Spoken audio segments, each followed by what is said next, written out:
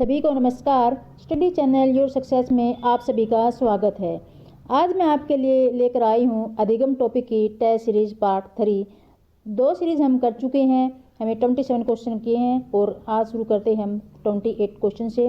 Question है, एक विद्यार्थी कारण परिणाम का संबंध समझ चुका है, वह किस शैक्षिक उद्देश्य की प्राप्ति तक पहुँच चुका है।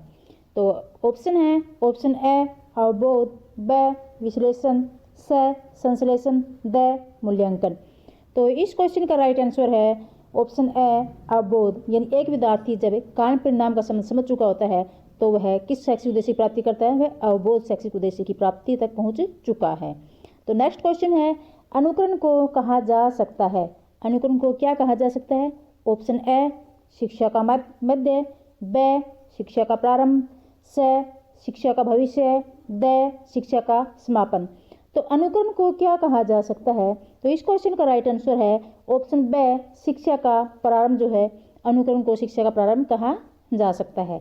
नेक्स्ट क्वेश्चन है, जिसमें शिक्षण पद्धति व संचार को नहीं टाला जा सकता, वह क्या है। ऑप्शन ए शिक्षण, ब अधिगम, स स्मरण, द सूक्ष्म शिक्षण व्यूह रचना।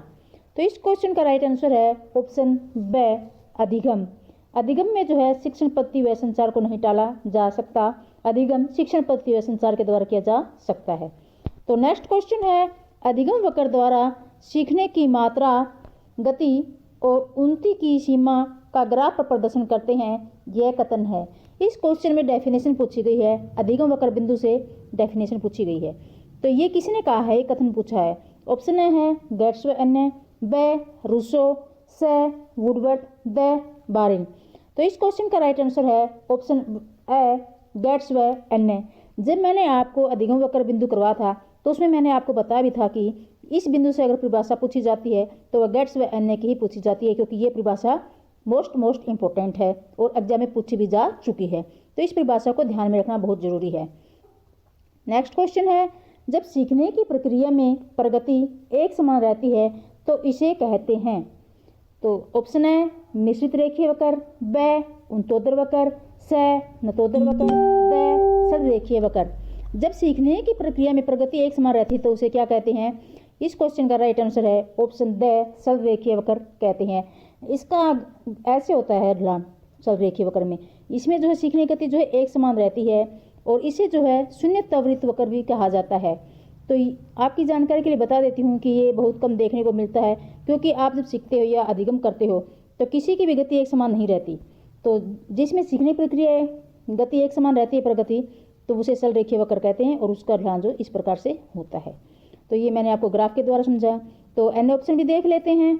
मिश्रित रेखीय वक्र, मिश्रित रेखीय वक्र में क्या होता है कि इसमें जो है सीखने में उतार चढ़ाव आते रहते हैं, कभी धीमे कभी तेजी गति से। तो इसका वक्र जो है ऐसे टेढ़ा मेढ़ा होता है, सर्पिल आकार से होता है, ऐसे आकार से होता है ऐसे। तो उन्तोदर वक्र क्या होता है। उन्तोदर वक्र को हम ऋणात्मक वक्र भी कहते हैं और इसे नकारात्मक वक्र भी कहते हैं। इसमें क्या होता है कि सीखने की गति शुरू में तेज होती है और बाद में धीमी होती है। और नतोदर वक्र, इसको हम धनात्मक वक्र भी कहते हैं या सकारात्मक वक्र भी कहते हैं। इसमें क्या होता है कि शुरुआत में तो गति धीमी होती है और बाद में तेज होती है। तो ये हमें इसके जो है एक्स्ट्रा फैक्ट आपको बताए हैं ताकि आपको अच्छी तरह से समझ में आ जाए। अगर आपने इस पर वीडियो नहीं देखी, मैंने इस पर वीडियो डाली हुई है अधिगम वक्र पर, तो आप वीडियो देख सकते हैं और अच्छी तरह से समझ सकते हैं। हम अगला क्वेश्चन करते हैं।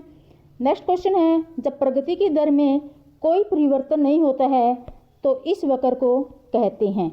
ऑप्शन ए नतोदर वक्र, ब शून्य त्वरित वक्र, स उन्तोदर वक्र, द इनमें से कोई नहीं। क्वेश्चन में पूछा गया है कि जब प्रगति की दर में कोई परिवर्तन नहीं होता है तो उसे क्या कहते हैं। शून्य त्वरित वक्र कहते हैं। इस क्वेश्चन का राइट आंसर है ऑप्शन ब शून्य त्वरित वक्र।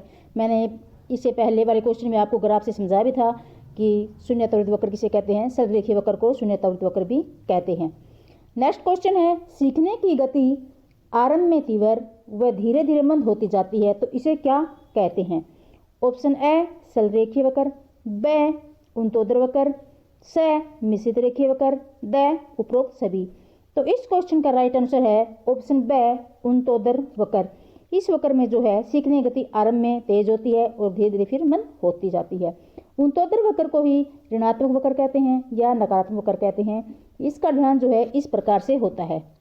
इस प्रकार से होता है इसका लास्ट में जो है सीखने की गति धीमी हो जाती है।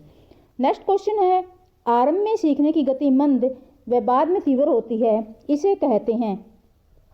ऑप्शन ए नतोदर वक्र, ब उन्तोदर वक्र, स मिश्रित वक्र, द उपयुक्त सभी।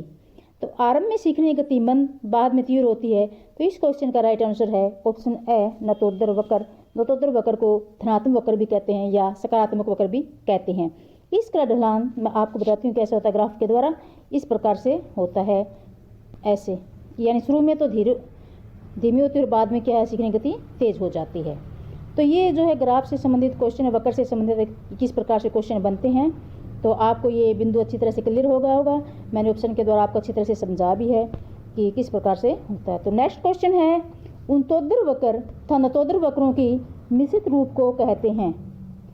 ऑप्शन ए सरलरेखीय वक्र, ब मिश्रित वक्र, स शून्यतावृत्त वक्र, द इनमें से कोई नहीं। उन्तोदर तथा नतोदर वक्रों के मिश्रित रूप को क्या कहते हैं, तो इस क्वेश्चन का राइट आंसर है ऑप्शन ब मिश्रित वक्र। मिश्रित वक्र का ढलान कैसे होता है, एस आकार का होता है, ऐसे सर्पिलाकार या सीढ़ीनुमा आकार कह लीजिए। इसका आकार जो है इस प्रकार से होता है, मैंने आपको ग्राफ के द्वारा समझाया है। तो बाकी के ऑप्शन जो हैं सरलरेखीय वक्र, इसको शून्यतावृत्त वक्र कहते हैं। इसका ढलान जो है ऐसे होता है, मैंने पहले की वीडियो में इससे पहले जो क्वेश्चन सोल्व किया था उसमें आपको बताया था। तो नेक्स्ट क्वेश्चन है, जब सीखने की क्रिया में बिल्कुल उन्नति नहीं होती तो उसे कहते हैं। ऑप्शन ए वक्र, ब पठार, स तावरण, द इनमें से कोई नहीं। जब सीखने की क्रिया में बिल्कुल उन्नति नहीं होती तो उसे क्या कहते हैं, इस क्वेश्चन का राइट आंसर है ऑप्शन ब, उसे पठार कहते हैं। जब आप अधिगम कर रहे हैं या कोई भी कार्य सीख रहे हैं तो एक स्थिति ऐसी आती है कि आपके अधिगम में जो है रुकावट पैदा हो जाती है, बाधा उत्पन्न होती है, तो आपकी जो है सीखने की गति रुक जाती है, तो उसे क्या कहते हैं, उसे ही पठार कहते हैं। तो हमने ये जो है कुछ महत्वपूर्ण क्वेश्चन किए अधिगम टॉपिक से संबंधित। तो आई होप कि आपको ये वीडियो पसंद आई होगी और आपके लिए ये क्वेश्चन जो है हेल्पफुल होंगे। तो इससे क्या होता है कि आपका ये टॉपिक भी रिवीजन हो गया और आपको यही पता चल गया कि इस बिंदु से जो है अधिगम टॉपिक के अधिगम वक्र बिंदु से क्वेश्चन किस किस प्रकार से बनते हैं और कैसे एग्जाम में पूछे जाते हैं। तो आई होप कि आपको ये वीडियो पसंद आई होगी। तो मिलते हैं नेक्स्ट वीडियो में, तब तक के लिए धन्यवाद।